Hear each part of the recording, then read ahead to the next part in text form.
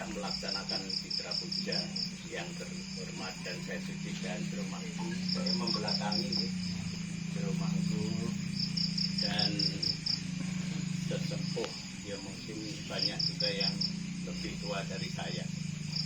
Tetapi untuk mewakili pada hari ini, tentunya kita bersama tadi sudah memahami dari si mantra, mengingatkan kepada kita semua.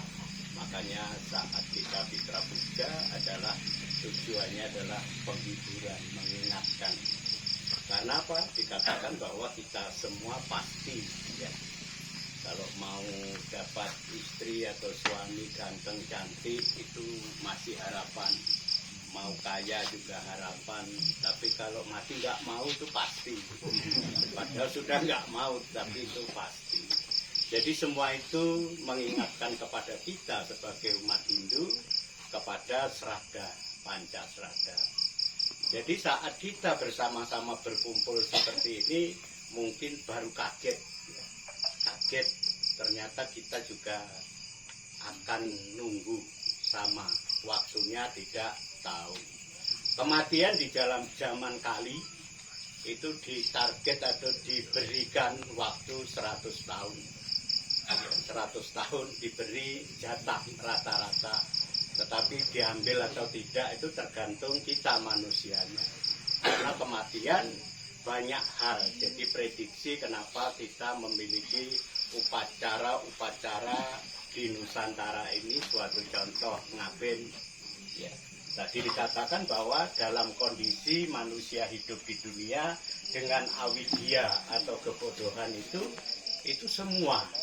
Kita sering setiap saat kita bangun pagi adalah hari baru, tetapi kita semua berkeinginan untuk berbuat baik. Tapi apa yang dilakukan oleh kita semua, kita masing-masing lah yang merasa. Makanya saat kematian itu kita seksama kita hayati di dalam kepercayaan Nusantara, ya seindah seperti itu. Bahwa kalau saat kita mati diingatkan, kita hidup juga susah untuk melakukan yang diingatkan, apalagi yang meninggal kan begitu. Tetapi dengan dukungan doa menyadarkan ada ya sebuah kisah. Kalau meninggal saat kita itu menderita, maka pasti di dalam kepergian sang Atma keluar itu adalah suatu kebahagiaan. Berbeda orang yang meninggal karena tabrakan kaget, jadi dia penyesalan. Tetapi saat kita menderita karena sakit lama, itu anak, cucu, dan lain sebagainya sempat selalu dekat mendoakan dan dia lebih sadar. Makanya di sini kalau sudah tua ya, kita semua merasa mungkin semangatnya 16 tahun, casingnya yang nggak mampu. Keinginannya tetap menyala-nyala, tetapi selalu diingatkan tidak boleh. Makan yang enak-enak sudah enggak ya. Itu proses. Makanya zaman Kali 100 tahun dibagi 4. Yang pertama Brahmacari itu diberi waktu 25 tahun. Secara logika kalau kita lakukan dengan baik, anak-anak kita yang pertama sudah S2. Setelah itu kenapa di Bali anaknya sedikit ya, hanya putu, made, Pak Nyoma. Tetapi ya ada lagi kalau lahir lagi kasih ulang lagi sampai 9 ya tetap putu, made, nyoman. Nah dalam hal ini sebetulnya leluhur kita sudah mengantisipasi dengan 100 tahun itu untuk mengangkat anak-anak kita. Dalam usia 50 tahun kita sudah mendekat kepada wanaprastha, menyadari dari diri kita sendiri. Jadi setiap saat kita sadar, oh sudah kita besarkan anak-anak kita 25 tahun, kita entaskan mereka, jadinya kita tidak kepikiran lagi, sudah kita mulai tinggalkan 50 tahun. Itu susah juga. Jadi kita udah pensiun, harusnya pensiun, masih pengen lagi kerja ya. Karena kalau diem tidak enak. Tetapi hasil kerjanya bukan untuk kita, karena tadi kalau sudah 50 tahun ke atas, casingnya sudah tidak tahan. Tentunya mikiri cucunya lagi. Itulah kehidupan Bapak Ibu Mas Dharma. Pada kesempatan ini dengan tentu Pancasrada sebagai pedoman hidup kita, kita paham tujuan kita juga moksa artam jagat hitayasa iti dharma kita paham. Maka melalui pertemuan seperti ini kita menjadi sadar bahwa pentingnya apa yang di dalam warisan leluhur yang selalu diingatkan dengan sebuah kalimat pendek Trihita Karana. Karena dengan Trihita Karana itu saat kita sudah awidya, sudah terkelupas, kita sadar tadi yang pertama selalu sebagai fondasi Trikaya Parisuddha Dharma. Maka parahyangan mulai kita kuatkan di dalam setiap rumah tangga. Yang berikutnya pawongan, bagaimana kita harmonis dengan saudara kita Wasudewa Kuntumbakam. Di dalam Hindu bukan saja manusia tetapi kehidupan yang ada di bumi adalah saudara kita, saudara satu Tuhan yang menciptakan kita. Berikutnya yang terakhir tentunya kepada alam semesta.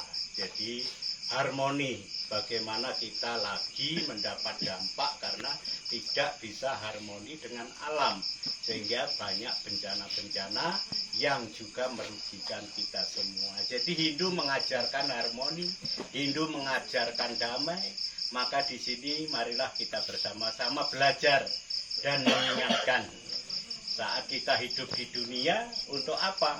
Ya kalau kaharingan dalam parawe mengingatkan peteh mandehen ranyeng katala umbak kalunen isi nampa yuang petak nguntep dunia elak manggawi talur di papa. Apakah sudah bahwa kelompok-kelompok kecil itu bertengkar, kelompok besar bertengkar, kelompok yang semakin global isinya pertengkaran saat kita tidak sadar tentang Trihita Karana tadi. Itu kita alami bahwa ya satu contoh, kita percaya satu Tuhan. Karena Hindu di India itu 1 M lebih. Itu juga bertengkar. Bertengkar karena apa? Guru, satgurunya berbeda. Satu satguru sudah sama masih bertengkar. Karena apa? Karena kita hidup di dunia dikelompokkan di dalam politiknya berbeda.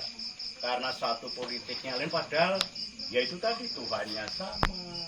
Saudara, satu politik pecah gara-gara apa? Karena zaman kali itu adalah zaman harta yang menyesatkan. Makanya ujung-ujungnya pertengkaran itu gara-gara kekayaan, gara-gara harta.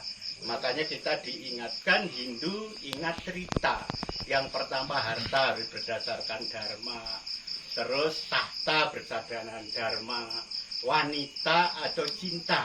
Ya yang cewek ke cowok, yang cowok ke cewek, itu cinta juga berdasarkan dharma. Maka saat itu semua kita pahami, maka kita semua hidup harmoni, santi, bahagia dan sejahtera. Tidak ada saling menyalahkan di dalam hidup dengan konsep karma pala itu tidak ada. Saat kita dimarahi orang, introspeksi diri di dalam Hindu. Oh berarti saya salah ya. Oh berarti mungkin saya dulu pernah begitu. Jadi kita tidak menjadi orang yang emosional. Tetapi saat tidak percaya karma pala, mungkin kalau orang marah kepada kita langsung lengannya nyamperin. Tetapi saat ajaran Hindu seperti itu, saat kita menderita bukan orang yang kita salahkan, adalah kita sendiri. Karena percaya adanya karma pala yang lalu, yang sekarang dan yang akan datang kita pahami bersama. Terima kasih pada kesempatan ini. Semoga apa yang saya sampaikan bisa saya laksanakan. Bisa juga saudara-saudara saya melaksanakan. Terima kasih. Mohon maaf bila ada tutur kata yang kurang berkenan. Saya akhiri dengan para masanti. Om Santi Santi Santi Om.